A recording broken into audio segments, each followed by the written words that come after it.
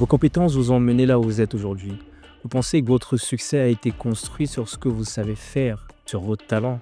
Et si je vous disais que c'est exactement ce qui risque de détruire votre carrière ou votre avancement? Aujourd'hui, je veux parler de comment transformer la prison du talent en tremplin vers une croissance illimitée. Mais avant de commencer, j'ai une question que je voudrais vous poser. Qu'est-ce que vous êtes prêt à désapprendre pour continuer à évoluer? Sujet de philo. J'aimerais partager une histoire intéressante. J'avais rencontré un PDG il y a quelques années. Vraiment, le gars, super sympa, très accessible. Il dirigeait une PME dans la tech. Le mec vraiment très brillant, stratège, fin, qui a une vision mais pas possible. Et justement, pendant 15 ans, il avait fait exploser sa boîte. Les collaborateurs étaient contents. Les gens le voyaient littéralement comme un demi-dieu dans la région. Mais en 18 mois, son entreprise a perdu 60% de sa valeur. 60% de sa valeur en seulement 18 mois. Et quand je lui ai demandé qu'est-ce qui s'était passé, il m'a répondu un truc qui m'a vraiment figé, qui m'a marqué, je m'en souviens encore jusqu'au jour d'aujourd'hui. Il m'a dit, j'avais l'impression d'avoir tellement raison parce que je maîtrisais mon sujet que j'ai refusé, je ne voulais absolument pas adopter une nouvelle perspective. C'était vraiment fort. Mais vraiment, j'y repense encore aujourd'hui à ce qu'il m'a dit ce jour-là et j'ai trouvé ça fort. Son talent, au final, était devenu son identité. Et cette identité-là était sa cage, c'était sa prison. Et je pense que cette histoire n'est pas isolée. Il y a beaucoup de dirigeants, il y a beaucoup de managers, il y a beaucoup de personnes, tout simplement, qui brillent, mais qui tombent dans le même piège. Et aujourd'hui, justement, je veux parler de comment éviter de tomber dans ce piège de la connaissance, du talent, du savoir-faire. Donc aujourd'hui, on va parler de 3 choses principalement. Premièrement, je vais vous expliquer comment vos talents deviennent une prison. Deuxièmement, on va regarder comment ou les signes que vous êtes peut-être déjà dans ce piège-là, parce que des fois, ça vient sans prévenir, on ne s'en rend pas compte. Et troisièmement, je vais vous donner des principes concrets pour vous en libérer. Bon, vous l'aurez compris, j'aime beaucoup les principes. Commençons donc par savoir comment les talents deviennent une prison. Ça se déroule en 3 phases. La première phase, c'est l'identification. Donc, quand on excelle dans un domaine, quand on excelle dans quelque chose, on est tellement bon qu'on finit par s'identifier à cette chose ou à ce métier dans lequel on excelle. On finit par dire « je suis doué en X, je suis doué en compta, je suis doué en marketing ». Je pense que justement, il y a un piège dans ça. C'est que quand on dit « je suis », c'est un pronom de l'identification. Donc, je suis, ça veut dire qu'on s'apparente, on s'identifie à ce domaine-là. À mon sens, je pense que c'est important d'adopter une approche un peu plus progressive ou dans l'action. Par exemple, au lieu de dire « je suis doué en marketing », ce serait de dire « j'ai des compétences qui me permettent d'être efficace dans le marketing », par exemple. Donc, la simple formulation, l'utilisation du « je suis » transforme une compétence en une identité. Et c'est là que ça devient dangereux. Ça, c'était la première phase. Donc, la deuxième phase, après s'être identifié à la chose, c'est la zone de confort. Généralement, les gens répètent ce qu'ils savent déjà faire parce que c'est facile, parce que c'est connu, parce que c'est confortable. Pourquoi prendre des risques quand on maîtrise quelque chose? Pourquoi se donner l'occasion de se faire huer ou de se faire moquer alors qu'on peut très bien faire quelque chose et être parfait, être très bon dans la chose et obtenir des compliments des autres? C'est un peu comme ça que certaines personnes pensent, sauf que le monde évolue, l'environnement évolue.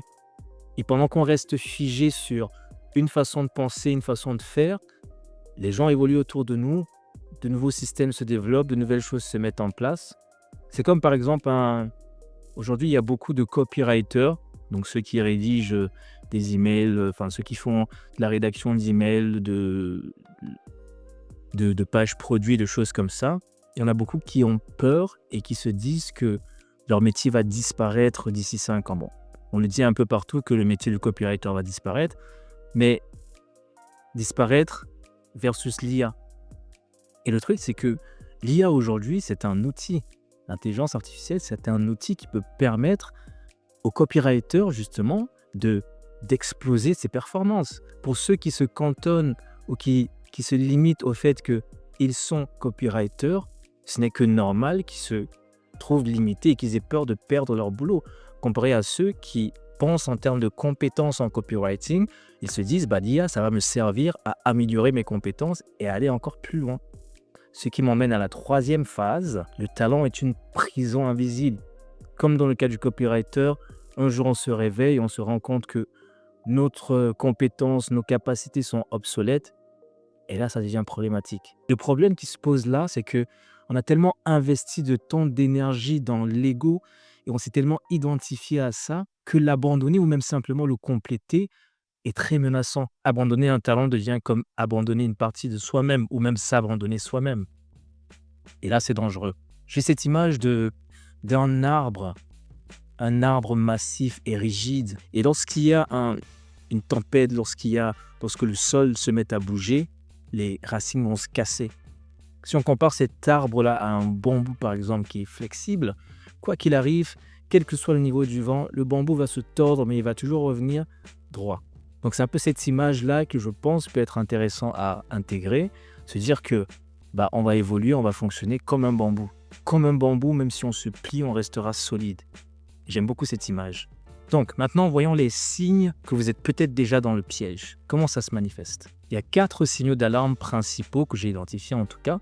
Le premier signal, c'est l'évitement. L'évitement, quand on vous propose un nouveau projet dans un autre domaine de compétences, vous dites « Ah non, c'est pas mon domaine, je suis pas à l'aise dans ça, je sais pas faire ». D'entrée, la première réaction instinctive.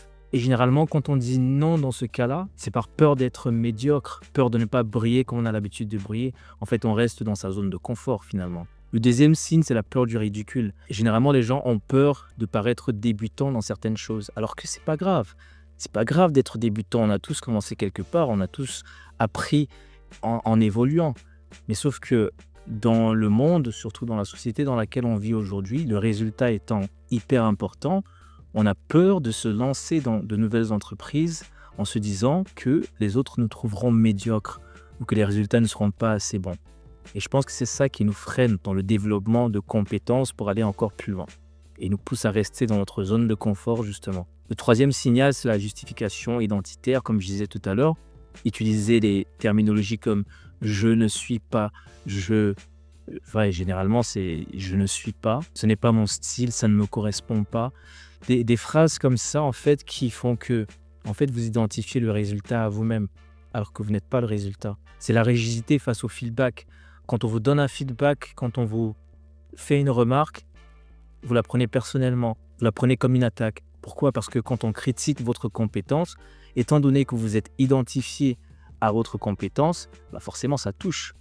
Ça touche un point sensible quelque part à l'intérieur de vous. Donc si vous êtes reconnu dans l'un de ces 4 signaux, ça veut dire que vous êtes tombé dans le piège. Mais la bonne nouvelle, c'est que vous pouvez en sortir. Vous pouvez transformer ce piège du talent en une capacité à évoluer en regardant ce que vous êtes capable de faire.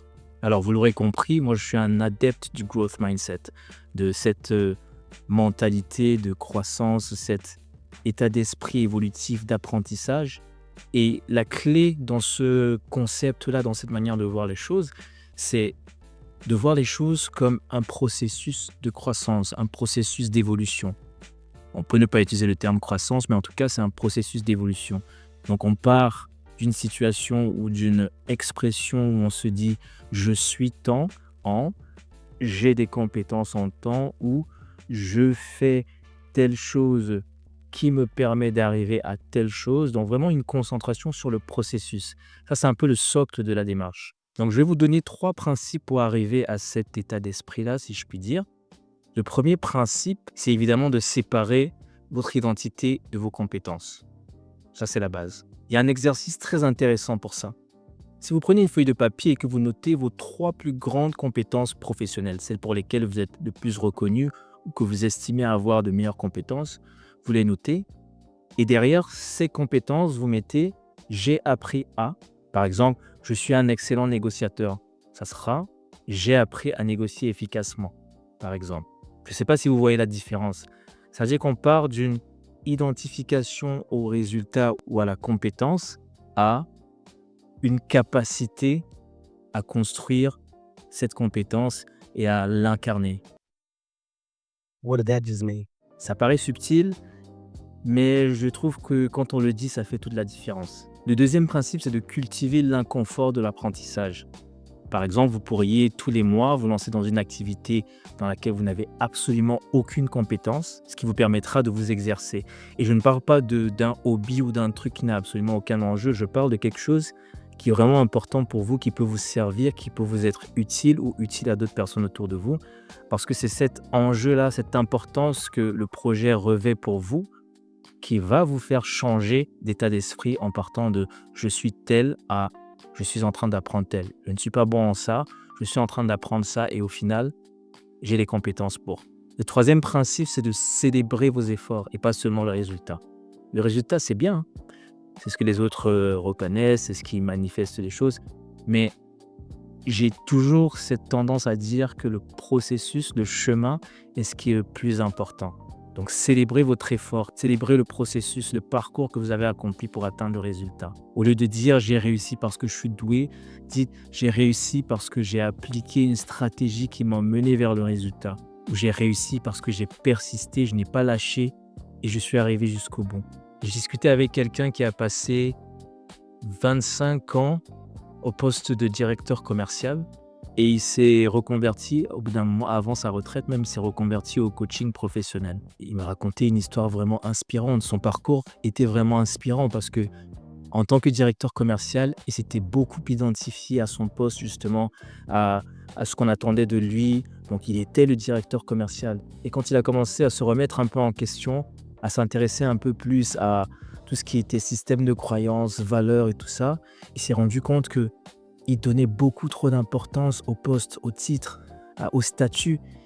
Et quand il a changé cette croyance-là, ces croyances qui étaient autour de la reconnaissance, par exemple, entre son titre de directeur commercial et ce que les gens pourraient lui donner, quand il a changé ces croyances-là, quand il a un peu substitué son identité de je suis un directeur commercial à je suis un être heureux, sa perception a totalement changé.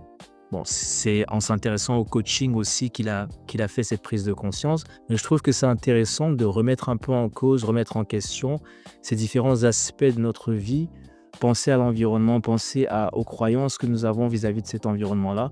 Ça nous permet de changer de perspective et d'avancer de manière un peu plus consciente vers quelque chose qui nous tient à cœur. Donc, pour résumer ce qu'on a vu dans cette vidéo, premièrement, on a vu comment les talents deviennent la prison parce qu'on s'identifie à ce qu'on sait faire. Par exemple, je suis un excellent négociateur au lieu de j'ai des capacités en négociation. Deuxièmement, on a vu les signes qui montraient qu'on est dans ce culte du talent, si je puis dire. L'évitement de la nouveauté, la peur du ridicule, la justification identitaire et la rigidité face au feedback. Troisièmement, on a vu ensemble les stratégies, les principes qui permettent de sortir de ce piège justement. Séparer compétences et identité, cultiver l'inconfort à travers l'apprentissage ou en tout cas apprendre dans l'inconfort et célébrer l'effort plus que le résultat. Ce n'est pas facile, ça c'est sûr, mais c'est tellement puissant quand on applique cette manière de voir les choses, quand on change sa perception, quand on recalibre, on reparamètre un peu sa façon de parler, son langage et la manière dont on aborde ses compétences, on devient tout de suite plus léger. Croyez-moi, je suis passé par là aussi. Donc, j'ai un exercice pour vous. Identifiez une compétence que vous avez évitée durant ces derniers mois, peut-être par peur de l'inconfort, par peur de ne pas savoir faire, et faites un effort pour l'apprendre. Évidemment, il faut que ça ait un enjeu pour vous. Et je peux vous garantir qu'en y mettant un petit effort, puis un petit effort, puis un petit effort, vous allez devenir bon dans cette chose-là. Mais vous ne serez pas cette chose-là. Vous aurez les compétences pour cette chose-là. Dans la prochaine vidéo, on va explorer un autre piège mental. Il découle directement de cette confusion entre identité et compétence. C'est la comparaison toxique. Oui, toxique parce que la comparaison peut ne pas être toxique. Parce que généralement, quand on pense que le talent est inné ou vient de quelque chose qu'on a déjà accumulé, que ça nous identifie, on a tendance à se comparer aux autres, à se comparer à ce que les autres sont capables de faire. Et là, ça devient toxique. Donc, on est arrivé à la fin de cette vidéo. Si elle vous a plu, si le sujet vous a intéressé, n'hésitez pas à aimer et à partager avec toute personne à qui ça pourrait intéresser ou qui s'intéresse à ce genre de sujet. Si vous souhaitez qu'on traite d'autres sujets, n'hésitez pas à nous laisser un commentaire et je serai ravi de pouvoir échanger, interagir avec vous également en commentaire. Merci beaucoup pour le temps que vous m'avez accordé aujourd'hui et je vous dis à bientôt.